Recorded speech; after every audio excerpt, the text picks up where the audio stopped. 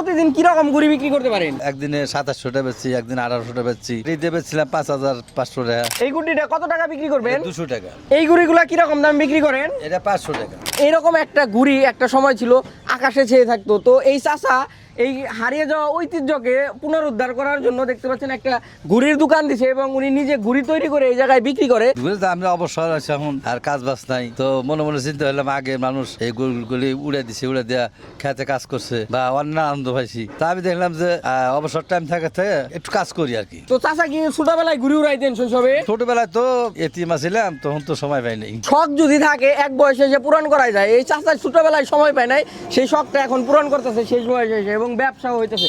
চাচা প্রতিদিন কি রকম ঘুড়ি বিক্রি করতে পারেন? ওই মনে হয় 1000-1500। মাসে কি রকম ইনকাম হয় তাও আনুমানিক? ঈদে বেচছিলাম 5500 টাকা। আবার যে একদিনে 2700টা বেচছি, একদিন 1800টা বেচছি। আর এমনি মনে হয় যে 1000-1200-1500 এরকম যেদিন একদিন একরকম। তো মাসে 30-40 হাজার টাকা থাকে ঘুড়ি বিক্রি করে। যে বয়সে চাচার বৈশা থাকার কথা ছিল সেই বয়সে চাচা ঘুড়ি বিক্রি করে একজন সাধারণ চাকরিজীবীর থেকে অনেক বেশি ইনকাম করতে পারে। তাছাড়া এই ঘুড়িটার নাম কি? এটা চিলগুটি কয়। চিলকুড্ডি। এই গুড়িটা কত টাকা বিক্রি করবেন? 200 টাকা।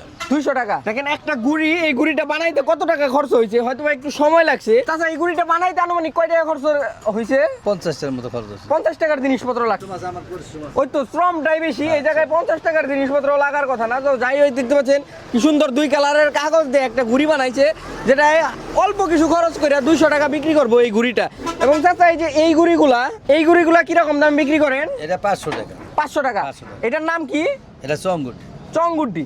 তো দেখতে পাচ্ছেন প্রিয় দর্শক, একটা ঘুড়ির দাম 500 টাকা এবং এই ঘুড়িটায় আসলে খরচ কিন্তু তেমন না, কিন্তু পরিশ্রমটা লাগে, সেই জন্য চাচা একটা মোটা অঙ্কে বিক্রি করতে পারতেছে এবং এইটা একজন মানুষের কর্মসংস্থানও কিন্তু তৈরি করছে। এই ঘুড়ি কিন্তু একটা সময় বাঙালির ঐতিহ্য ছিল। ঘুড়ি কেন্দ্রিক গান রচনা হইতো, ঘুড়ি যুদ্ধক্ষেত্রেও ব্যবহার হইতো, ঘুড়ি দিয়ে যুদ্ধে চিঠি আদান প্রদান হইতো এবং ভারতবর্ষে কিন্তু এই যুদ্ধে চিঠি আদান প্রদানের জন্য ঘুড়িকে নিষিদ্ধ করা হয়েছিল। ঘুড়ি কেন্দ্রিক একটা বিপ্লব হয়ে গেছে এবং ঘুড়ি নিয়ে অনেক গান রচনা হয়েছে। কিন্তু বর্তমানে শুধুমাত্র একটা মোবাইল ফোন অনেক কিছু রিপ্লেস করে আসছে। এরকম ঘুড়ি, যত রকম খেলনা সামগ্রী ছিল সবকিছু প্রায় বিলুপ্ত হয়ে গেছে শুধুমাত্র মোবাইলের কারণে। এবং মোবাইল ইদানিং সময় দেখা যাইতেছে সমাজে ক্ষতিকর একটা প্রভাব ফেলতেছে। কিন্তু সাধারণ শৈশবকালে যদি শিশুরা এরকম ঘুড়ি নিয়ে ব্যস্ত থাকে, এরকম খেলনা জিনিসপত্র নিয়ে ব্যস্ত থাকে, তাহলে নীতি নৈতিকতাও শিখে সমাজে একটা পজিটিভ ইফেক্ট ফেলে। আসলে এই ঘুড়ি বেচা, এরকম প্রাচীন যুগের জিনিস বেচাও একজন মানুষ খুব ভালো আয় করতে পারে। একটা সময় প্রচলিত কথা ছিল, যার মন যত হালকা